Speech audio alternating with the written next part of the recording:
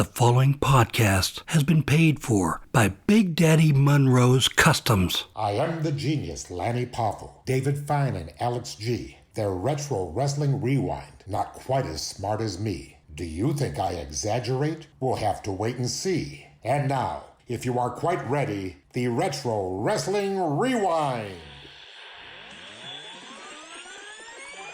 238 pounds in the black corner. From St. Louis, Here comes Mr. Crow. Andre the Giant. Gonna get his licks in on the bruiser. Hulk Hogan. Number one, the greatest WWE champion of all time, and in many ways, the man who made the title what it is today, Bruno Sammartino. his opponent weighing 236 pounds in the white corner. From Van Nuys, California. Welcome into another edition of the Retro Wrestling Rewind.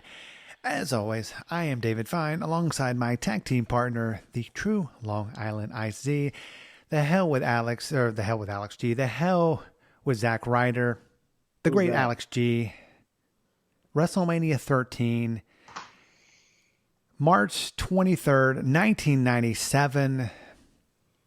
You said it was the Bret Hart show. I mean, why did you pick WrestleMania 13? Lucky number 13? Or what? I mean, was there something that stuck out in your mind that said, hey, WrestleMania 13 would be great to cover? It has the Steve Austin versus Bret Hart match on it. Yeah. That's why. Yeah, I mean, it also has some other matches that are, well, you know, I watched it again today, and it had a younger Goldust on it with Marlena. Oh, she's, as they would say, she is all the way live. Just saying. She's it was kind of funny. I was watching it, and surprisingly enough, my wife was watching too, or she was actually doing something else, and she looked up, and I had to pause for a second. And you know what paused on? China. And she asked me, so is that China? I'm like, yes, that's China. And she goes, what's China doing now? And I'm like, well, China's dead. She's like, oh, okay. Then I kind of told her how she went from wrestling to porn, and well, that's that. And then we brought it up on Pornhub, and no. Anyway, WrestleMania 13. I mean, before we get into it, I mean, kind of give your thoughts of the whole show. I mean, it wasn't the best WrestleMania, it wasn't the worst WrestleMania. It was good. I mean, it had some good matches on it. It had one good match on it. It had Bret Hart taking on Stone Cold Steve Austin. Everything else, I mean, that Triple H Goldust match is not bad. Owen Hart and the Bulldogs versus Mankind and Vader. That's a fun match. The Chicago Tree fight with Ahmad Johnson and Legion of Doom taking on the Nation of Domination is not great. And obviously the main event of Undertaker vs. Psycho Sid is not the greatest match of all time. This match went through some changes due to Shawn Michaels' injury. So I believe the original matchup for this show was supposed to be Bret Hart taking on Shawn Michaels in a rematch, which we did not get. Yeah, I mean, the one match that I wish we had seen, but it was on a dark match. Billy Gunn taking on Flash Funk. I know you're a big Too Cold Scorpio fan, but Flash Funk, his incarnation. I mean, your thoughts? I'm not sure. Was he trying to be? Is he a pimp? I think he was, but you know, the Godfather, he's a real pimp, because I mean, That's why it made no sense for Flash Funk to be Flash Funk. I mean, they eventually did kind of transform him back to Scorpio later on. Yeah. But it's a weird gimmick, and it's one of those things where you look at it as like, there's no way he's getting over with that, and he didn't. No, we'll get into the first match that you actually saw on the pay-per-view. The Headbangers, Mosh and Thrasher, taking on Doug Furnace and Phil the Fun, the Godwins, and the new Blackjacks. I want to start out with the new Blackjacks. Blackjack Bradshaw, Blackjack Wyndham. I'm sorry. They look fucking retarded. I mean, they had those mustaches, the handlebar mustaches, and I don't know. They were trying to, be like, like Barry's dad, which they were not. I mean, what were your thoughts on this gimmick? I mean, Here's the thing I think people have to understand about the state of the WWF at this time. The WWF universe, at least their universe, is shrinking. It's getting smaller. So what they're doing is anytime that business is bad, they would retreat back into the Northeast. And there's a feeling, at least that Vince had at the time, I feel, that, okay, we're going to have to dust off some stuff that we've had in the past to make it more Northeast centric.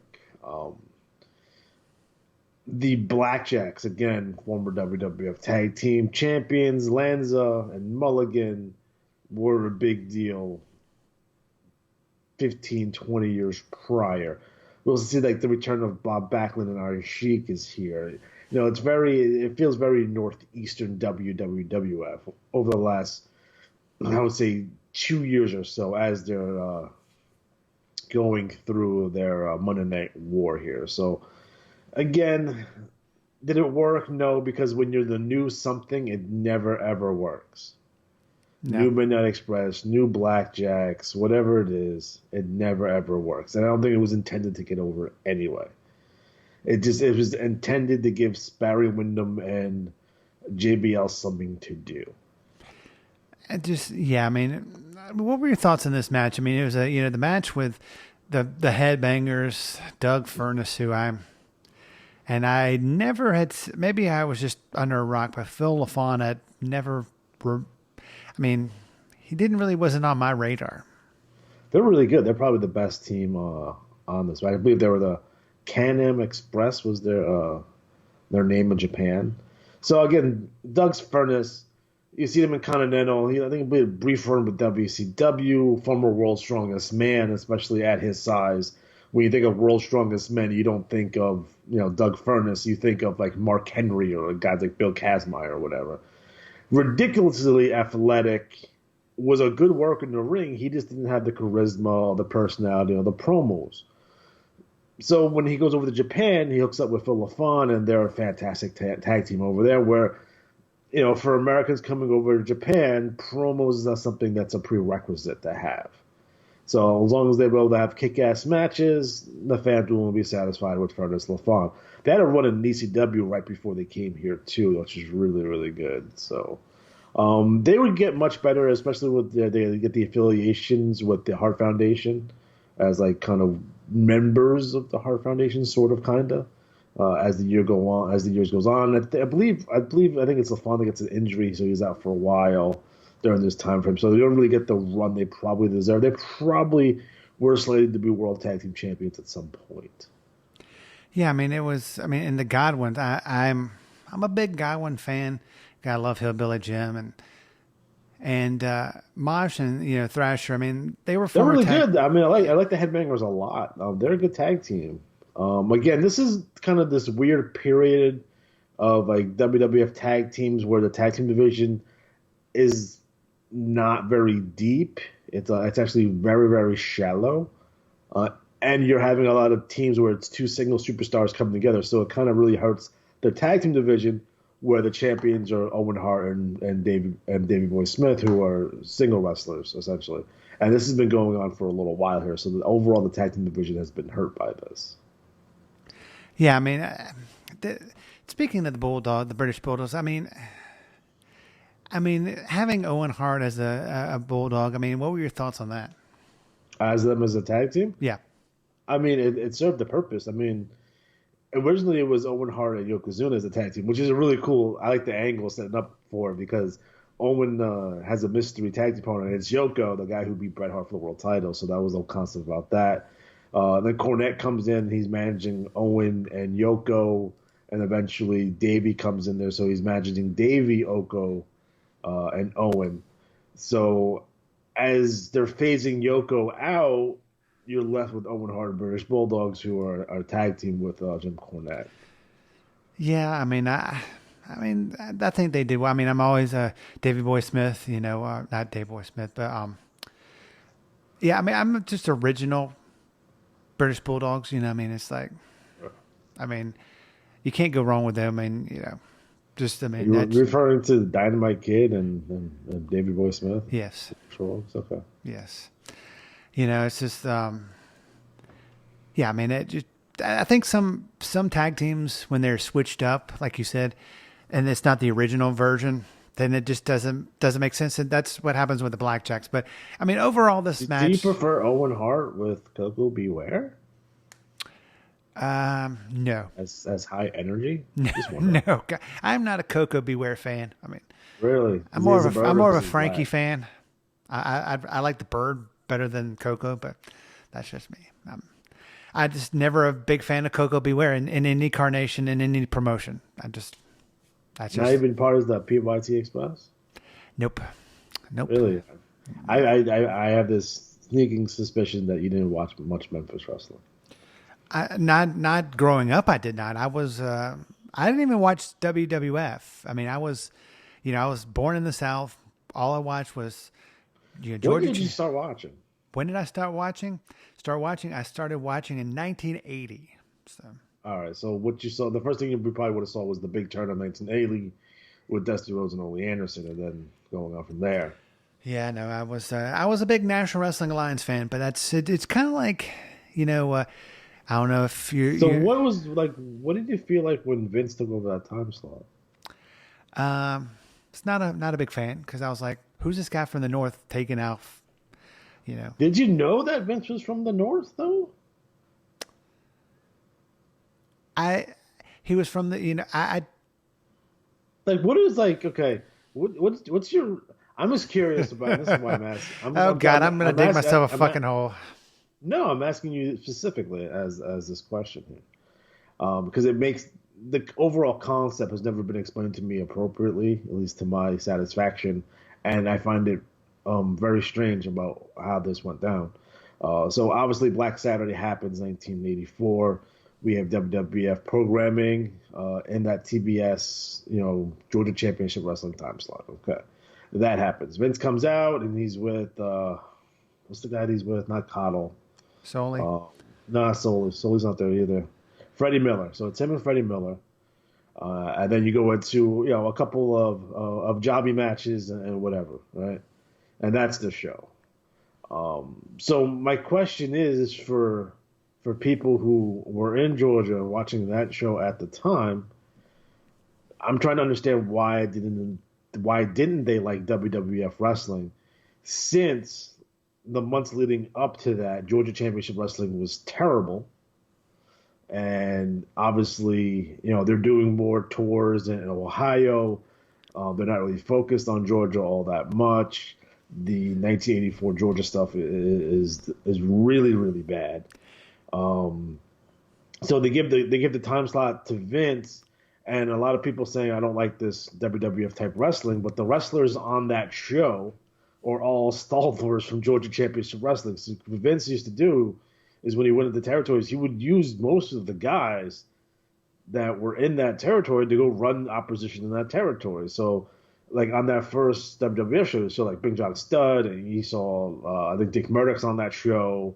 I want to say like Rocky Johnson's on that show, like Orndorff's on that show, and then in the coming weeks you would see your Pipers, and Piper was like one of the biggest deals in Georgia, and you would see Matt Superstar, like you would see all these guys from Georgia TV on that WWF show, and I don't understand, because if you watch the Georgia show prior to that, it's just squash matches all the time, and I love Georgia Championship Wrestling. It's one of my favorite shows, but it's all just squash matches and promos anyway. It's not like you saw much footage from the Omni anyway to get any blow-off. So when you go back and you watch Georgia Championship Wrestling on YouTube, you would watch 5 or 6 episodes, and they're hyping up the Omni, and you see all these angles, and then you don't see any resolutions, and then you go right into the next set of angles because for the next TV after the Omni. So what you don't get to see the quote unquote big show in between. A lot of that footage is coming out on WWE Network now. So that being said, it's not the quality of the matches, at least my opinion. It can't be the quality of the matches, because if you watch Georgia 84 and you're not seeing star versus star matches, this isn't Mid-South. And a lot of the stars cross over. The only thing that's different, and the only thing that makes that completely different, is there's no Gordon Soley on this show. And if that's the only reason why people in Georgia didn't like that show, then that would make sense. But no one stated they didn't like that WWF wrestling, that Northern wrestling. But who the fuck in Georgia at that point? The WWF syndication is not that strong. You may get to see a couple cards from the MSG. You may be seeing WWF out of the magazines, but you don't know what a WWF style is yet because it's so early. It's 1984. So my question to you is, why didn't you like that show? I mean, now that I look at a retrospect, I just think it was because, like you said, the syndication wasn't. People didn't know, the Vince McMahon. I mean, they knew of Vince McMahon, but they just had never seen him probably on their TV set, It's just because that show gets so rejected to the point where Vince has to sell the time slot to Crockett.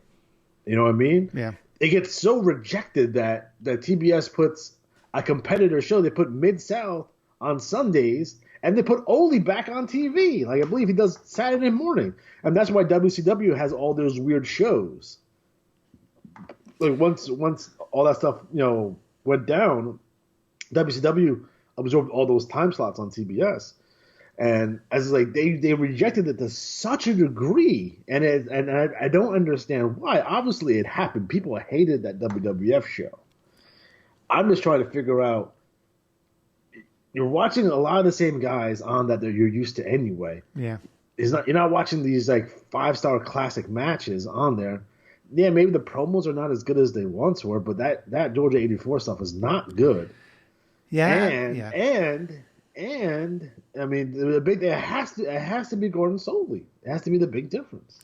Yeah, I mean, people in Georgia you're used to Gordon Soley. I mean, you see him because I figure this: if you put Gordon Soley with Roddy Piper back together like they were in '82, I think the fans of Georgia and nationwide who like that program probably wouldn't have felt any kind of way about it.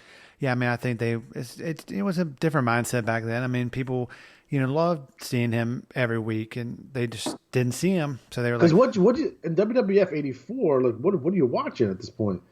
You're watching you may be getting championship, you might be getting All Star, maybe you're getting the stuff on USA. You had USA Network in '84. Hell if I know. I back in '84. Were you even born in '84? I was 2 years old in '84. You get 2 or 3 or 4 channels. That's about it. It's like I don't think we did. Well, let me ask you a question. So you got TBS, the Superstation. Is TBS in Georgia over the air? Where the rest of the country it's on cable? Yeah, it was over the air. It was over the air over there. Okay. Yep. That makes sense. Yeah, I mean, because since it was local and it's the friggin' Superstation, it's like it's interesting when you go back and watch some of those old NWA shows and you see Teddy Long taking the ring jackets and the belts. It's just I mean, hey, the guys pitched in. I mean, it's but the third match of the night, it's funny. A young Rocky Maivia, a young Rock, taking on the Sultan with Bob Backlund and the Iron Sheik.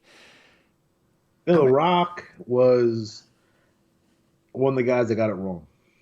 Me personally. Okay.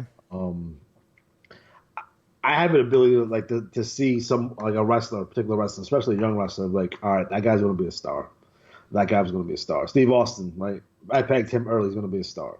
Yada yada yada down the line. I was able to see this guy's going to be huge. He's going to be the next big thing. I did not see it with The Rock at all. Yeah. And even through not just Rocky Maivia, even early Rock stuff, I didn't see it. I did not get it. I did not get it until way later. I was late on The Rock. And he has become quite the popular star. I mean, he is box office a hit, and is he the biggest movie star in the world right now? You think? I think so. Okay. I think so. I mean, who goes to movies anymore? And I think that with everything going on, seeing as they are releasing stuff straight to home watching, and you can watch it on demand. I see that hindering the movie industry, but we'll just have to see. But yeah, I mean, the Sultan, Bob Backlund, the Iron Sheik. I mean, come on. And then at the end, when The Rock's dad comes out, and they lay the boost to him, and they put The Rock in the camel clutch. Bob Backlund doing his rantness, but were you a fan of the Sultan? I'm a fan of Fatu, yes. I'm a fan of Make a Difference Fatu. I'm a fan of Rikishi. I'm a fan of Hair Shrinker Fatu.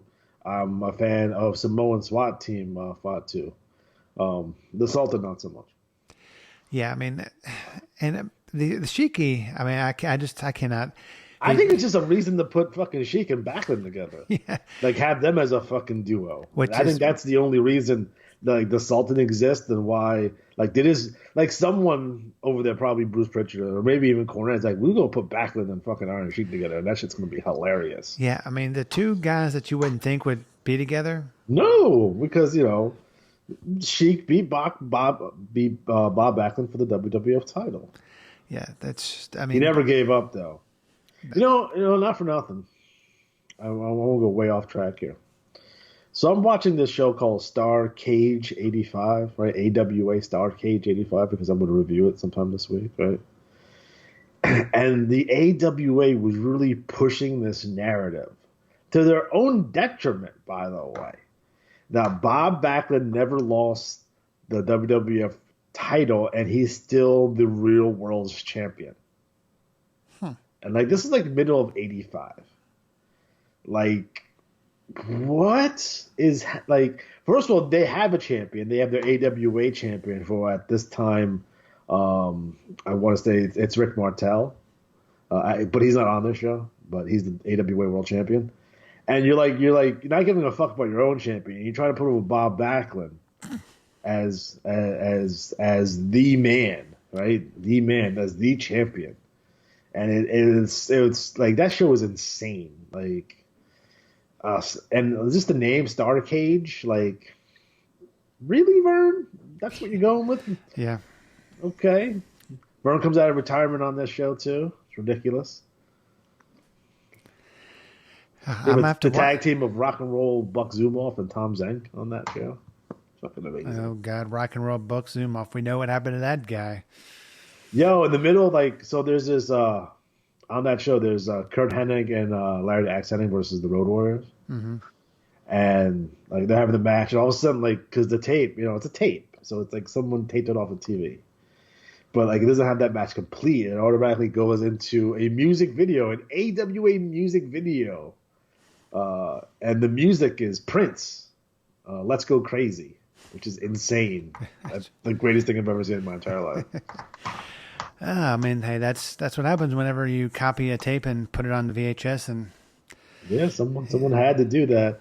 But Bob Backlund, Iron Sheik, 1997. Again, everything is very northeastern. You have Shotgun Saturday Night. Everything's very New York here, although they're in Chicago. But it's still very New York-ish. Like, they're trying specifically not to be national. They're retreating into their home territory because they're getting their ass kicked by WCW. Yeah, I mean, it was a good match. I mean, it was, it wasn't. It was fucking shit. I'm just saying it was good because The Rock was in it. I mean, Sultan, yeah. And then, I mean, it involved his father at the end. I don't know why they. Well, Fatu and The Rock are related, so it's like a family quarrel. I guess.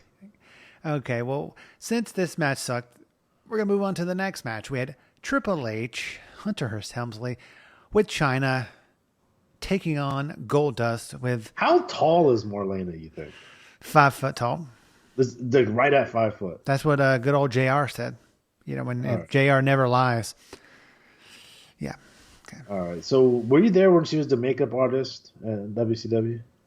Yes, but I never was able to meet her, but I was there. I'm just curious because I don't know what her Hooter situation was. Because you can't really tell when she's Alexandra York what her Hooter situation is at the time. Yeah.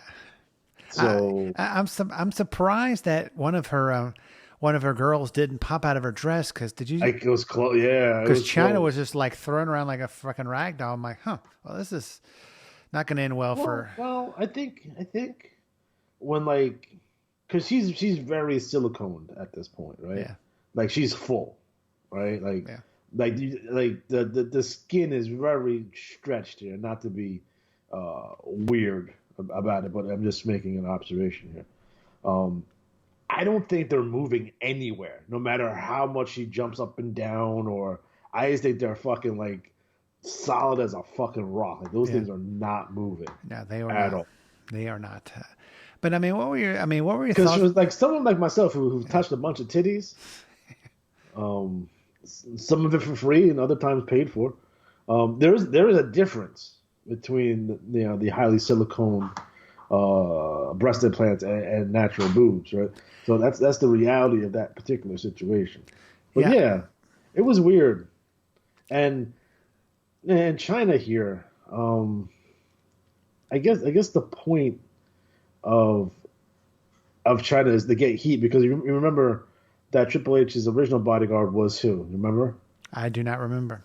Oh, it was Mr. Hughes. Oh, Curtis Hughes. Curtis Hughes was the original Triple H bodyguard. Obviously, China being a Kowalski student, and Hunter Hearst Helmsley, I guess him and Sean like spotted her or something.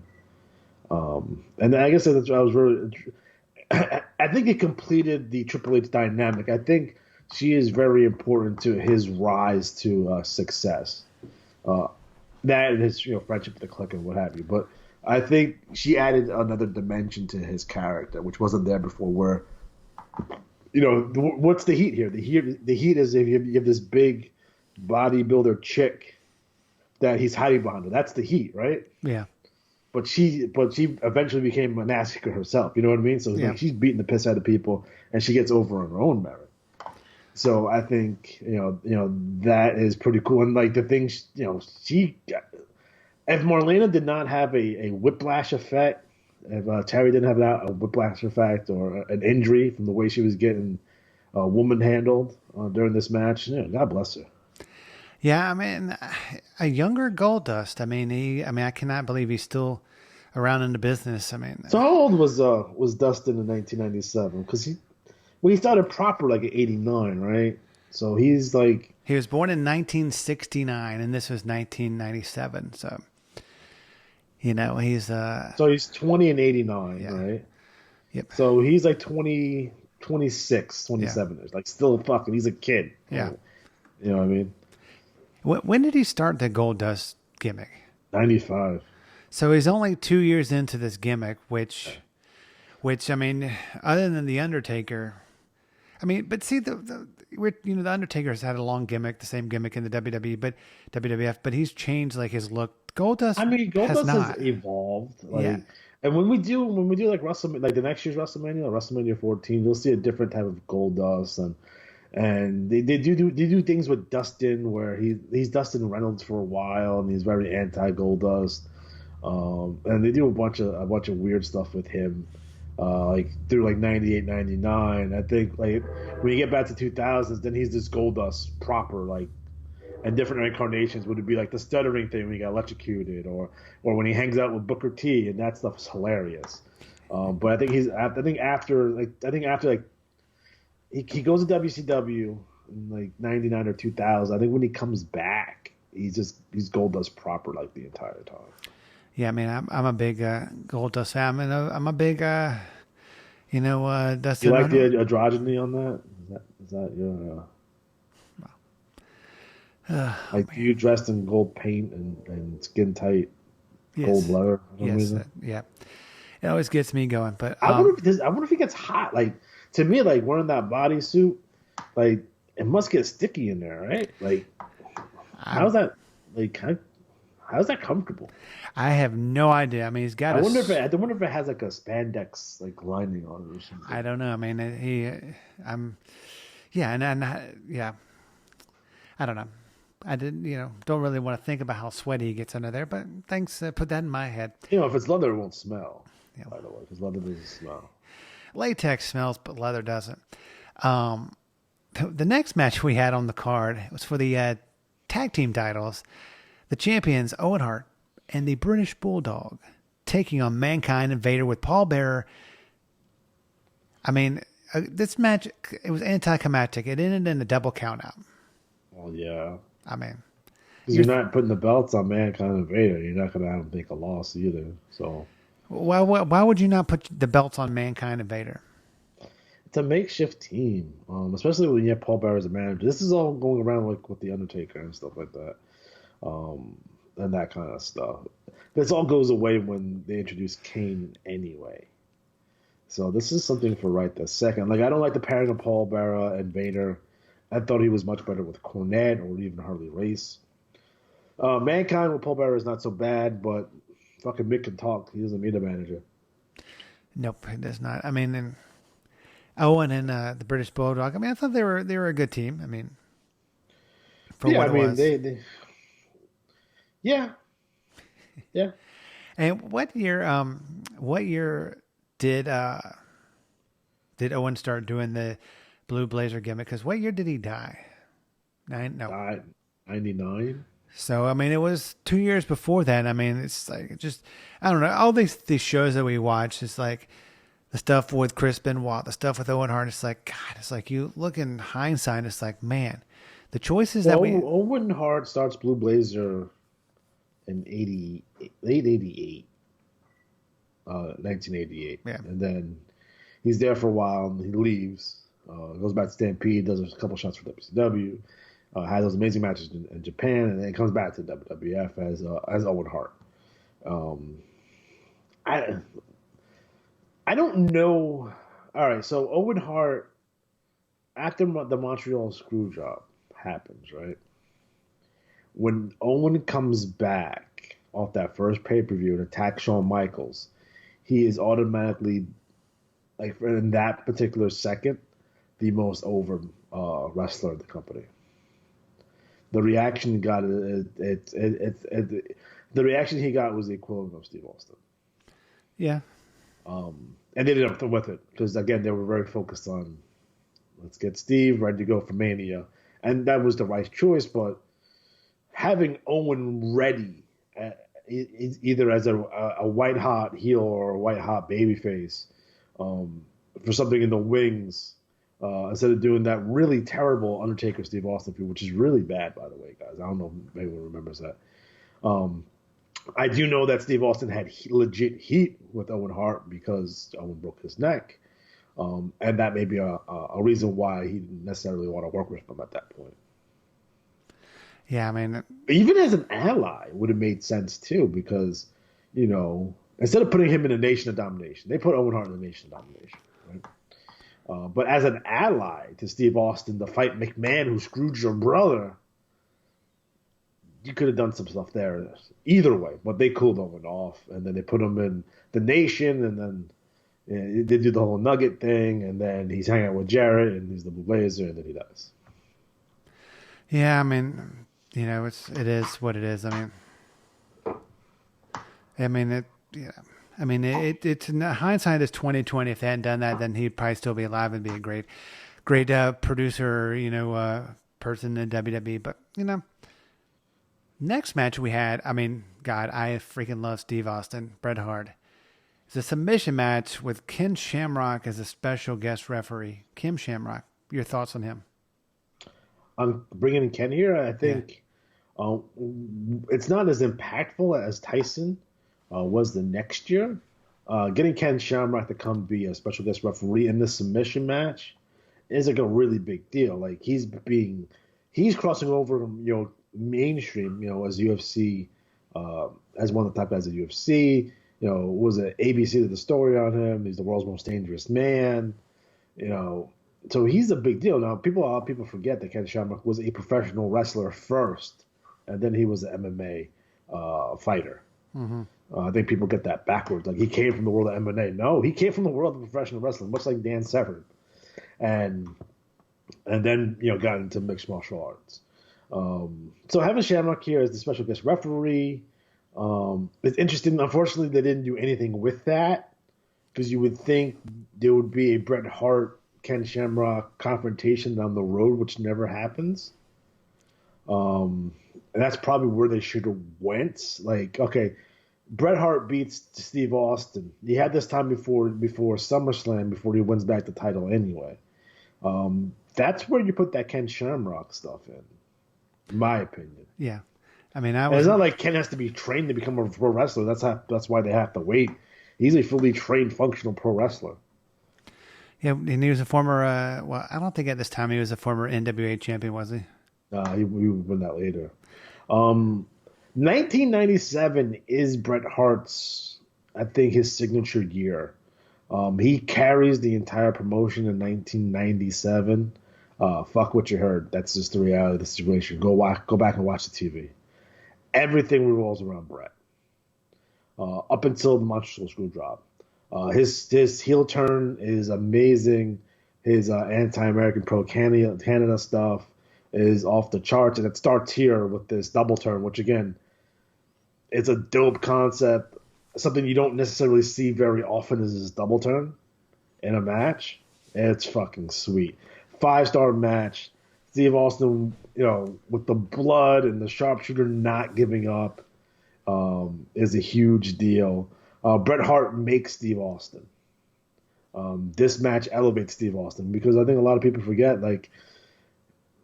yes, Austin 316, but then he's right back to where he was doing pre-show matches with Yokozuna, like in the SummerSlam, right? So it wasn't until Bret comes back and they have that match in Survivor Series and then put the cherry on top of that with this match here at WrestleMania that elevates Steve Austin into the main event hierarchy. So if it wasn't for Bret, and Bret handpicked Steve Austin because I don't think they necessarily had. I think a lot of people in WWE at the time didn't know what they had with Steve Austin, and he had to evolve some on his own too. But he could become wrestler's biggest star for the next 5 years or so. Yeah, I mean, Stone Cold became. I mean, he still is over. I mean, whenever you hear that music, I mean, if he comes back, I mean, people just go crazy for him. I mean, it's 2020, they still go crazy for him. I mean, and you forget how short Steve Austin's career. He didn't make. I don't think he hit over 10 years. I think he debuts in 90, and he's done by 2003? Yeah. So he's 12 years in? That's it. I mean, do you think he could have done a lot more if he had a longer career? Yeah, 1,000%. The injury tolls, both his knees are shot and the broken neck, really, really took away a lot of his mobility. You will see through this run here after the broken neck at SummerSlam, and it is a first championship run. His work declines to such a degree. When he finally gets the fusion done, I believe in 2000, he comes back. He's having high work rate matches again with Chris Benoit and shit. So you get to see this is one of the last Steve Austin pre-injury Steve Austin, and it's really good. And Bret and Steve Austin have really good chemistry. Yeah, I mean, I think it's one of those things. It's kind of like they've started using Samoa Joe on commentary now. I just think that him and Steve Austin, I mean, Steve can. I'm just glad that he is great on the mic. He gets the crowd up. He has life after wrestling. I mean, there are a lot of wrestlers who get injured and just fade away in the sunset. But I mean, Steve Austin, he could come back after being gone for 2 or 3 years, and he gets the same reaction as he did when he left. Yep, he is just that good. But it goes to show you, though. Yeah, I mean, I want to. Here's the thing. Shut up. Here's the thing. He was all right. What's the equivalent to Steve Austin during Steve Austin's time? So, who was the guy before Steve Austin that was the most over? Hulk Hogan, right? Before that, Bruno Sammartino, right? So we'll use Bruno Sammartino, Hulk Hogan as an example. If Bruno Sammartino comes to the ring in 1998, is he getting as strong a reaction as Steve Austin in 2020? Probably. You think he's getting that? You think Bruno's getting a super ridiculous Steve Austin pop in 1998? No. I don't think What about Hulk Hogan? Hogan more so, I think. But not as big as Steve Austin coming into in an arena in 2020. No. Okay. No, I mean, So now what is now is that because Steve Austin's a bigger star, or is it because the current roster is not as over as Steve Austin was in 1998? yes, I think he was more over. He was more over in 1998 than a lot of the roster is now. I mean, The entire roster combined. yes, yes. I mean, and yeah, I mean, well, he's not wouldn't get much crowd reaction right now because the WWE is this week actually on their show, their Raw show, they had a crowd, which wasn't the crowd. It was people from the Performance Center, and they have barriers up like they were at a hockey match. It's really weird. It's not not what they do in AEW, but it's different. So yeah, I mean, I just think he would 100%. I mean, till the day he dies, he will get more pop than any of the WWE stars combined. I mean, except maybe, The Rock's not a current super. He's not on the roster, but him and The Rock would overshadow anybody right now. I mean, maybe John Cena, because I mean he's kind of still on the roster, but no, he would. Stone Cold would definitely. I mean, would beyond the shadow of a doubt get a bigger pop than anybody in the history of the company today. I mean, especially the roster. I mean, the roster is just terrible. But my point is that because the roster isn't as over, that's why Austin's getting the bigger pop. I'm not saying that he's a bigger star than Hulk Hogan or Bruno Sammartino. That's not the case. Austin just doesn't have the longevity to make it on the top echelon for me. Just to be honest, the same thing with the Rock; they don't have the longevity, the runs. That's why I don't put them in top fives of anything. There's not enough. There's not enough there. Like I put Cena over Austin, and people get really mad at me for that. But it's just the fact of the matter is that Cena has more longevity, being over for a longer period of time, and being a top guy for much longer. Although Austin's hot periods are hotter than Cena's, doesn't matter. It's just longevity over time. That being said, if there was an Austin on 2020, if there was someone over to the degree of Steve Austin is in 2020, Steve Austin wouldn't receive that pop, and that's the point I'm trying to. yeah, I mean, he definitely is over, but. And so is John Cena, but I mean, I'm just not a big John Cena fan. But we won't go into that. You don't like him because he's from Boston. Yes, that I just hate because he's. But actually, I cannot hate him. Cannot hate him anymore. I just decided to turn over a new leaf. The rumor is that he gave $40,000 to Shad Gaspar's the GoFundMe page, and nice. Then he also it was a mystery donor, but I guess he had a short run tag team with him, and they called himself, I forgot what they call it, but he's a good guy. I mean, he goes in this, the whole crises with the COVID, and still goes and does his Make-A-Wish stuff. So I can't really be John Cena is a better human being than Steve Austin. John Cena, as far as we know so far, John Cena is a better human being than Hulk Hogan. Well, we know that. I mean, okay. I mean, but Hogan did his share of charity. Yes. I don't know if Austin did as many Make-A-Wishes and stuff. He probably did a ton. But I don't think he was at the level as Cena or Hogan. Hogan did a lot too. Yeah, but it's funny. I mean, what's not funny? Hogan was over because of even with all the steroids and the eating, but. You gonna tell me John Cena is not on a steroid? I did not say that. But no.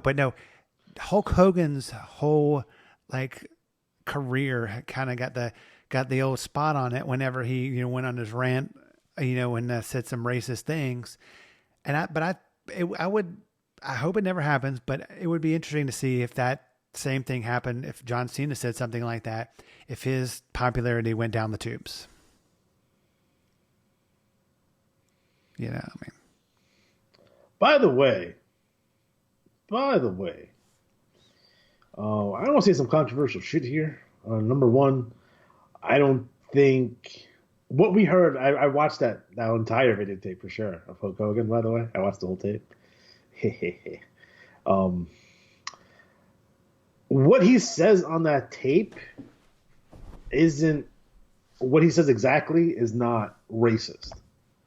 What he says on that tape is him coming to terms with his racism. And I don't think people understand it. Like, he says this shit, right? Like, there's two parts of this. The one with Brooke and I don't want basically what he said. He's like, he doesn't want his daughter dating black guys. If she has to date a black guy, let him be a 6'8" basketball player that has millions of dollars, right? Mm-hmm. That's basically what he said.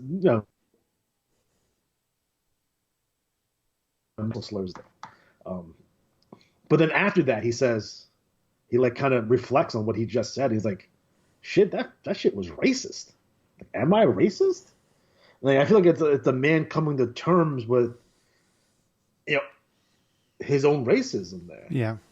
And sometimes that shit needs to happen. Like, people will say all the slick shit from back in the days and stuff, but at a certain point you gotta have that realization to yourself. It's like, it's like I shouldn't be doing this. This is wrong. Yeah. And just because like you do something wrong, like in today's society, in the social, there's never a redemption. There's no way back. So you either crawl in the hole, you die, or you double down. But they don't let up. There's no redemption back. Hogan's biggest mistake is his whack ass apology, which is a no apology, and some of the goofy shit he said since then has hurt him. And the way he's handled the situation coming off of this has probably, in my eyes, hurt him more. And I'm a person of color, by the way, saying this. So I hate to even use that, but I have to say it. The way he's acted, like from the whole, hey, here's my black friend Jamie Foxx, I'll take a picture with him. You know what I mean? Like all that, the no apology and like the I'm sorry I got caught kind of meeting he had with the WWE roster. You combine all that together, and that stuff hurt him worse than what he actually said in the first place. My opinion, to me personally, I'm just talking to me personally. Yeah, I mean, it's, hey, it's Hulk Hogan. But, the things that we got to come to terms with is, we were talking beforehand that you got some great stuff coming up on your YouTube channel. And I hear you got a lot of followers on your Twitter account. But if someone wants to hear your voice even more, how can they get to your Twitter and your YouTube channel? All right, on Twitter, you'll type in Retro Wrestling Games Presents. So we have over 300 videos. We just had AWA 1990 Project Battle of Belts Part 2. That went up a couple days ago, so please check that out. Make sure that if you like the video, hit the like button, leave a comment, perhaps cursing me out or something, and share it and subscribe and stuff. Like, get it out there. I'm of the opinion that if you listen to the content, you will like it. If you don't listen to it, you never know if you're going to like it or not. So I figure if you listen to it, there's a good I would say there's an 80-20% chance that you actually like the show. And watch it when it pops every week or so. Yeah, I mean, it's definitely a very popular show. I mean, it's, I'm addicted to it. It's kind of like crack cocaine. It's you get one taste, you just want to keep on going. But anything new that you're going to be putting together down the road? Well, we have the upcoming video games reviews. Well, there's 3 in the chamber, so to speak. You have Showdown Legends of Wrestling. You have King of Coliseum Red, and you have the Jesse Ventura video game. So those are 3 are coming down the pike very soon. And as soon as I get those, 2 out of the 3, the videos are recorded. Now I got to do audio next. I'm still waiting to record Jesse Ventura. So I cannot wait to watch and hear that. I mean, it's gonna be amazing. But you know what? The next thing that's not really amazing. I'm not a big fan of this next match. It was a Chicago street fight. Ahmed Johnson, the Legion of Doom, Animal and Hawk taking on the Is it Nation. because it has that Ahmed Johnson in it? Yes, the Nation of Domination crushed Farouk and Sabio Vega with the great lawyer Clarence Mason, D'Lo Brown, JC Ice, and Wolfie D. You're a big JC Ice? I am. I am a big I'm a big. Were you a big PG-13 fan? Yeah, who wasn't? Well, yeah. I mean, I thought they're way above their time or way before their time. But I don't understand it. They have these people in the matches, and they have like 6 people at ring.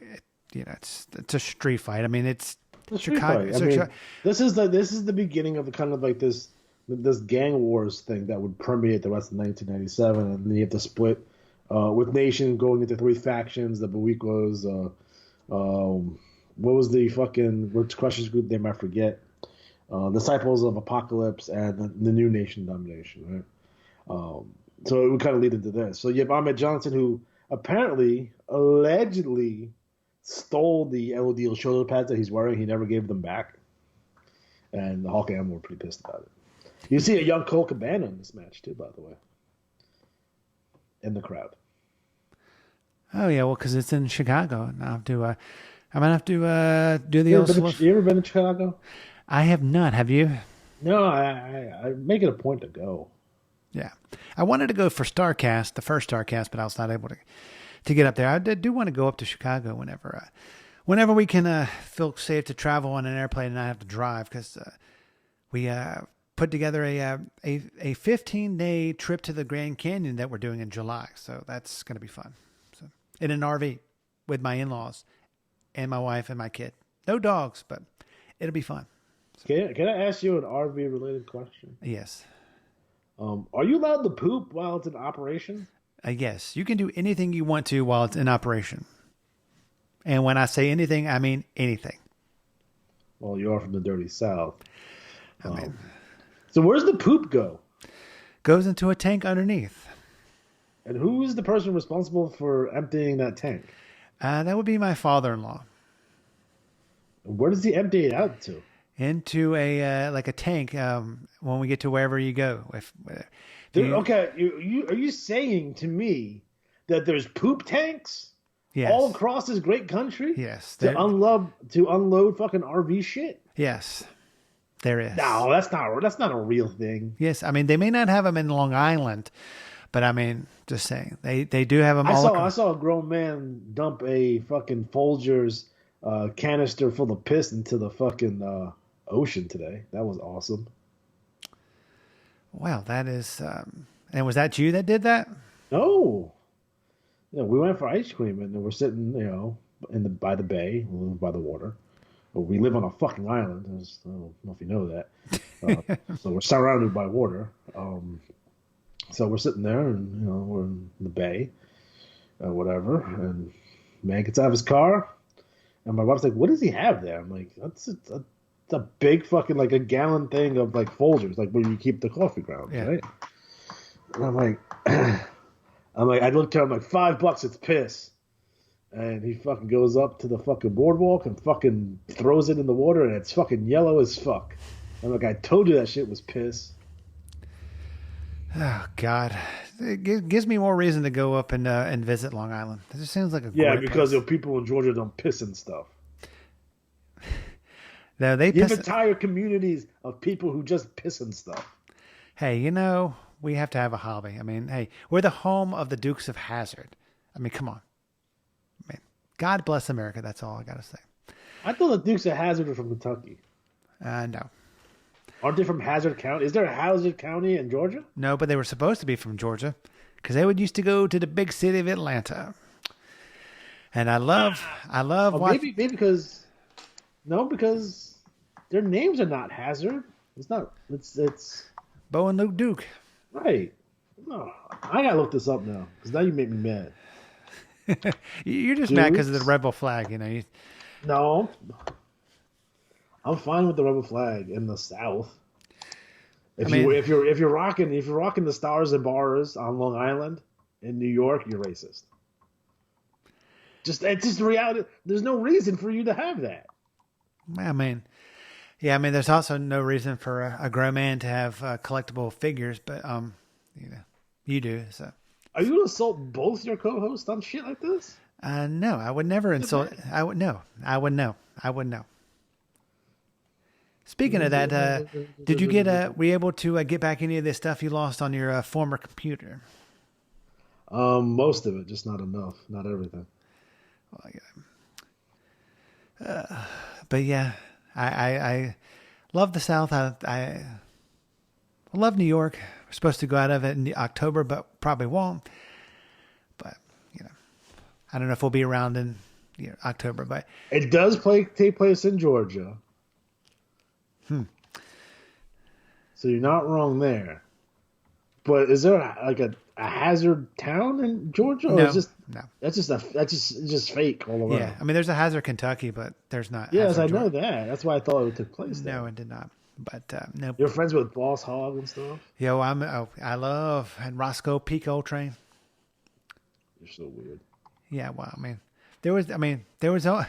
Hey, I will admit that the show was racist. Well, no, how was it racist? It only had one person that was not white on the show. And who was that? The evil cop in the other county.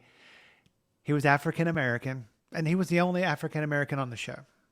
And the only time they actually had anybody that was not white on the show, they were robbers or some kind of criminal or the evil sheriff in the next county that wanted to get those dukes. So just saying. There's nothing about the Dukes of Hazzard that's racist. Well, I'm glad. I don't think it's racist, but there are a lot of people that do say it is. But there's just again the stars and bars really get underneath their skin. I was a big Daisy Duke fan. Well, who wasn't?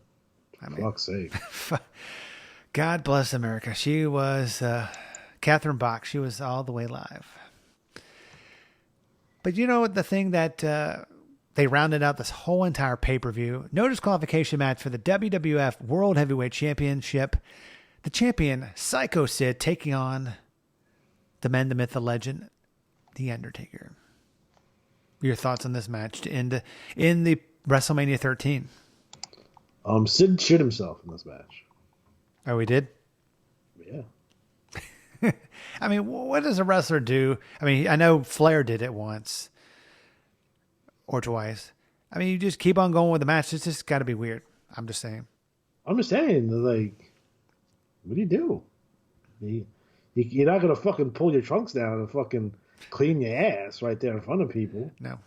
So you got to fucking, it sucks. It must suck walking around with a shitty ass. That's what I'm thinking, right? Yeah. That sucks, right? Uh-huh. But what do you do? I don't know. But yeah, Taker with the win. He regains the WWF Championship for the second time. It's been like 6 years since he held that belt the last time. It just reeks of like we don't know what the fuck we're gonna do here. So we're gonna put the belt on Taker, and we'll see what happens. Yeah, I thought it was. It was an okay match. It was Sid Undertaker. I still think the Bret Hart Steve Austin match is probably the best match of the card. Yeah, for sure. Like that's a 5-star fucking Meltzer match, bro. Yeah, but overall, 2020 perspective. What would you give this event, this WrestleMania 13, a 1 out of 10? Like a 4. Yeah, I'd give it probably a 3. That low, huh?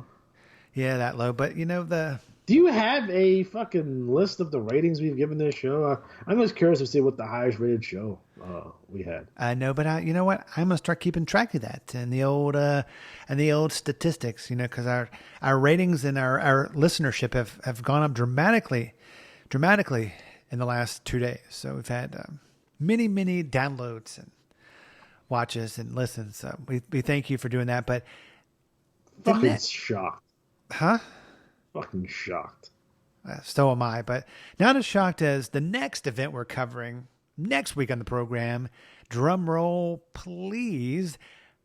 Survivor Series 1991. Your thoughts? Taker Hogan. This Tuesday in Texas. Ric Flair. I do like that show.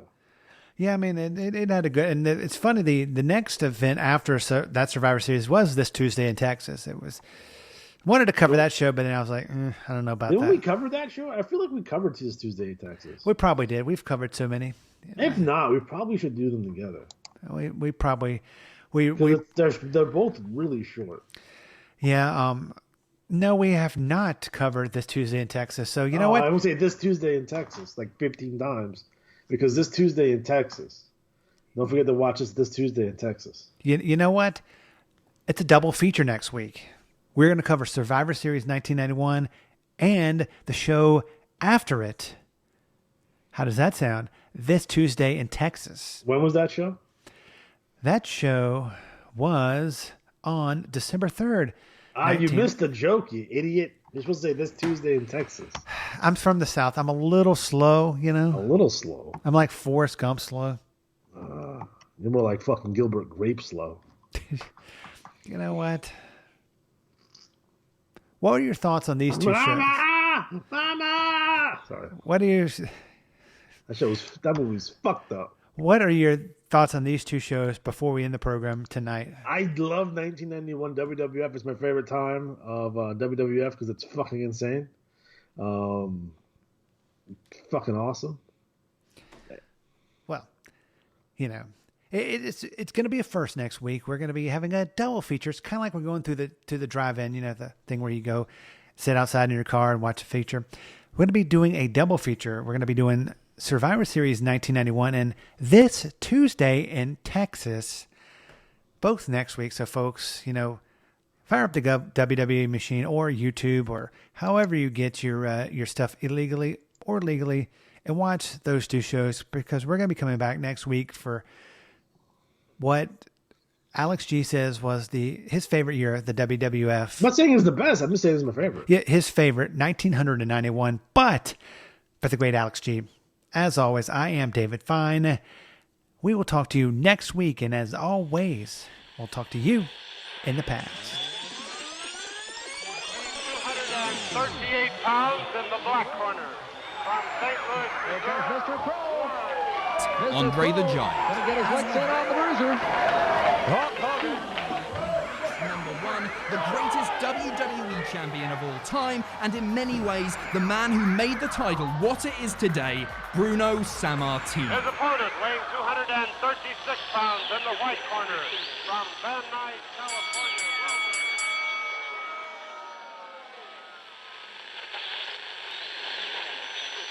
Quand même à aimer Rejoice.